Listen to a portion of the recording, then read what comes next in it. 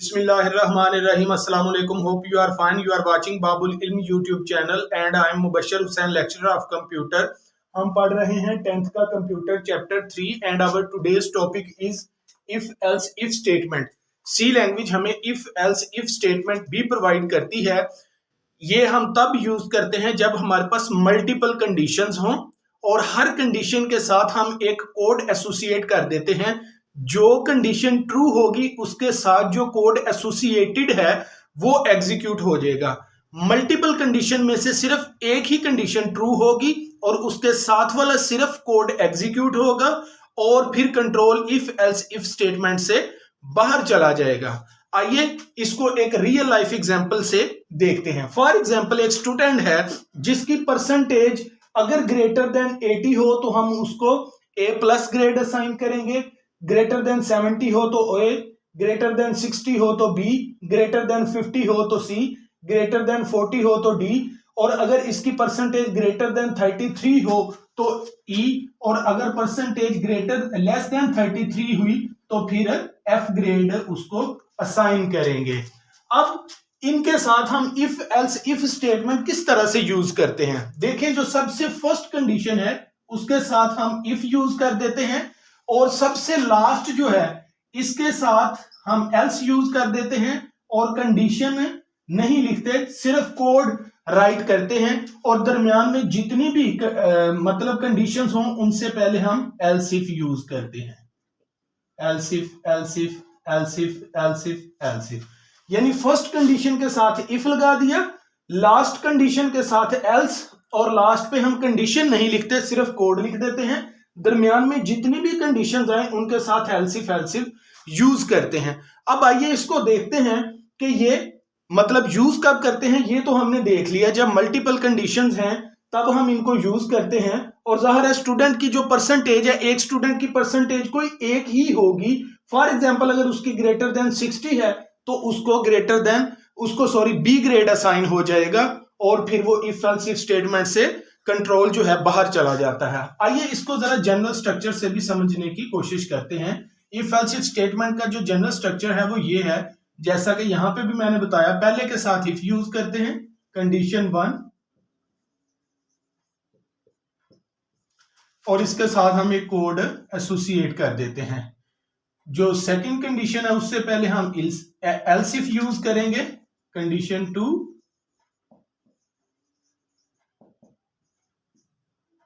और इसके साथ भी हम एक कोड एसोसिएट कर देंगे और इसी तरह चलते जाएंगे। एल्स इफ यूज करेंगे, कंडीशन n, यानी nth कंडीशन, और इसके साथ भी एक कोड एसोसिएट कर देंगे और एंड पे एल्स लिखेंगे। कंडीशन कोई नहीं लिखते, इसके साथ भी एक कोड एसोसिएट कर देंगे। पहले तो अगेन इसका जनरल स्ट्रक्चर हम समझते हैं। जिस तरह मैंने ये बताया, फर्स्ट कंडीशन के साथ आप इफ लगाते हैं, दरमियान में जितने भी आए उनके साथ एल्स इफ लगाते हैं कंडीशन के साथ स्टार्ट पे, और जो लास्ट होता है वहां पे आप एल्स यूज करते हैं। कंडीशन कोई नहीं होती लेकिन एल्स के साथ एक कोड एसोसिएटेड कर दिया जाता है।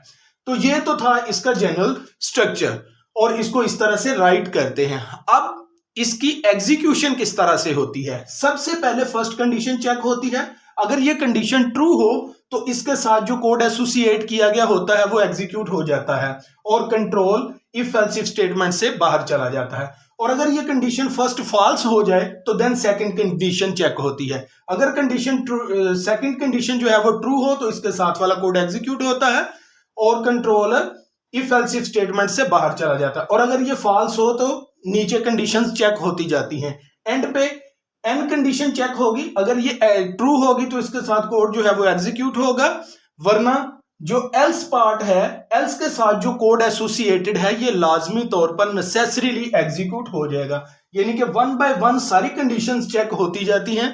अगर कोई भी कंडीशन ट्रू ना हो तो फिर एल्स के साथ जो कोड एसोसिएटेड होता है वो लाजमी नेसेसरीली एग्जीक्यूट हो जाता है। और अगर फर्स्ट कंडीशन ट्रू हो गई तो ये इसके साथ वाला कोड एग्जीक्यूट हो गया और control if else if statement से बाहर चला जाएगा।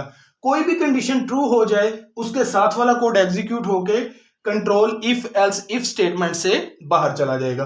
और अगर कोई भी कंडीशन ट्रू नहीं होती यहां तक तो फिर एल्स के साथ जो कोड है वो नेसेसरीली एग्जीक्यूट हो जाएगा। उम्मीद करता हूं अब आपको समझ आ गई होगी। इसको फर्दर इसकी एक्सप्लेनेशन देखने के लिए हम एक कोड लिखते हैं। तो आइए इसका कोड से इसको अंडरस्टैंड करते हैं। तो कोड के लिए मैंने जो इसका structure of a C program है वो लिख लिया है। कोड क्या है कि 3 नंबर्स हैं और उनमें से बताना है कि ग्रेटर नंबर कौन सा है। तो आइए 3 नंबर जो हैं उनको डिक्लेयर करते हैं, ए बी एंड सी। ये 3 नंबर इंटीजर के हमने डिक्लेयर कर लिए। यूजर से अब हम वैल्यू लेते हैं। तो यूजर से वैल्यू लेने के लिए स्कैनफ फंक्शन यूज किया जाता है, %d और address operator A, address operator B, address operator C, address operator C आ गया। ये हमने यूजर से 3 वैल्यू ले ली। ये address operator A, address operator B और कॉमा एड्रेस ऑपरेटर सी लिखा हुआ है। ये हमने यूजर से वैल्यू ले ली। तो अब क्या होगा, हम if else if statement use करेंगे। तो वो क्या है, इफ अगर ए सबसे बड़ा हुआ तो क्या होगा, A is greater than B and logical operator and A is greater than C. तो मतलब ए से भी ग्रेटर हुआ, ए बी से भी ग्रेटर हुआ और ए सी से भी ग्रेटर हुआ।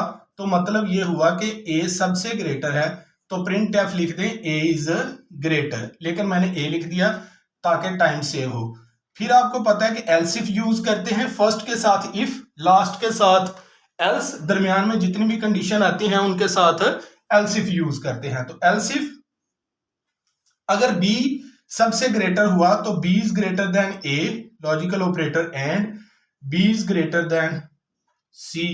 तो बी जो है ए से भी ग्रेटर हो गया, सी से भी ग्रेटर हो गया, तो मतलब बी सबसे ग्रेटर हो गया। तो प्रिंट एफ क्या करवा दें, बी इज ग्रेटर मतलब बी। ठीक है जी। अब सिर्फ सी के लिए रह गया है, जस्ट आप एल्स लिखेंगे और printf c is greater आप पूरा लिखेंगे। तो ये है जी इसका कोड। लेकिन आइए फॉर एग्जांपल यूजर ने हमें वैल्यू दी 10, सॉरी ए के लिए 15, 10 एंड 20। फर्ज किया यूजर से जो हमने वैल्यू ली है, यूजर ने ए के लिए 15, बी के लिए 10 और सी के लिए 20 वैल्यू दी। तो आइए इसको देखते हैं। पहले ये वाली कंडीशन चेक होगी। फर्स्ट कंडीशन है तो ए की वैल्यू क्या हुई 15, बी की वैल्यू क्या हुई 10। तो 15 ग्रेटर देन 10 कंडीशन ट्रू।